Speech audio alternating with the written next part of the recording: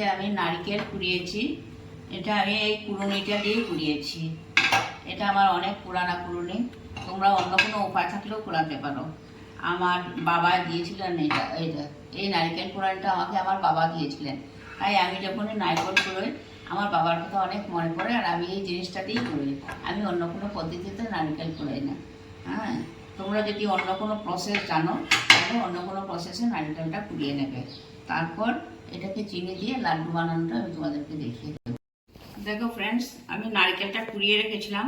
এখন এটাতে চিনি দেব, দিয়ে আমি এটা লাড্ডু বানাবো। আর চিনিটা দেখছি নারকেল যতটুকু আছে তার সমান সমান করে চিনি দিতে হবে।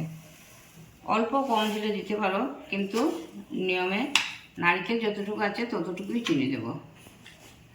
দিয়ে এটাকে অল্প মিশিয়ে নেব। এখন এই সসপ্যানটায় আমি ঢেলে নিচ্ছি।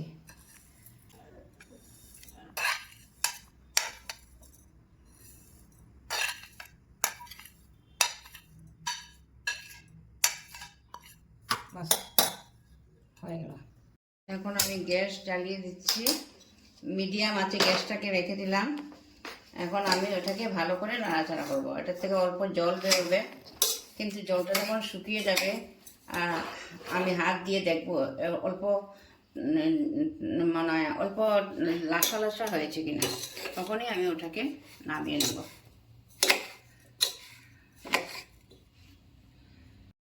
এখন আমি গ্যাসে বসিয়ে দিলাম। আমি অনেকক্ষণ নাড়াচাড়া করবো, হাত থেকে ছাড়বো না, ছাড়লেই নিচে লেগে যাবে। তাই যতক্ষণ না হয় ততক্ষণ আমি ওটাকে নাড়তে থাকবো। কিন্তু একটা কথা, অল্প জল উঠবে। এখন চিনি দিয়েছি না, চিনি থেকে অল্প জল উঠবে। কিন্তু যখন ওটা একেবারে গম গম টাইপ হয়ে যাবে তখন আমি ওটাকে নামিয়ে নেব।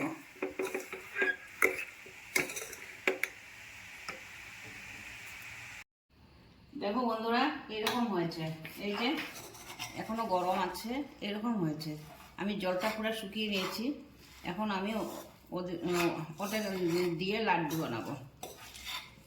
আমি চিনি আর নারকেল একই সঙ্গে দিয়েছি, সমান করে দিয়েছি, আর 3টে এলাইচি দিয়েছি। প্লেটে নিয়ে আসবো।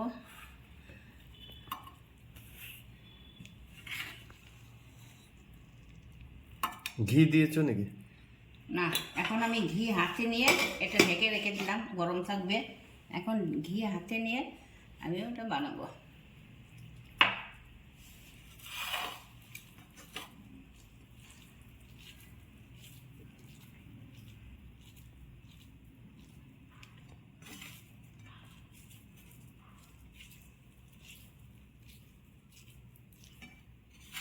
গোল হবে না?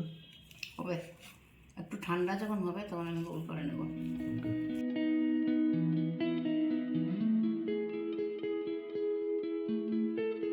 এই যে বন্ধুরা, আমার লাড্ডু বানানো হয়ে গেছে। তোমাদেরকে দেখিয়েছি কীরকম বানাবো, সেরকম তোমরাও চেষ্টা করে দেখবে।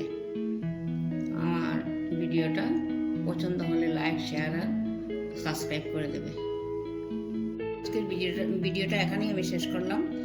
আবার আগামী দিনের জন্য নতুন কোনো ভিডিও নিয়ে আসবো, তোমাদের সঙ্গে দেখা হবে।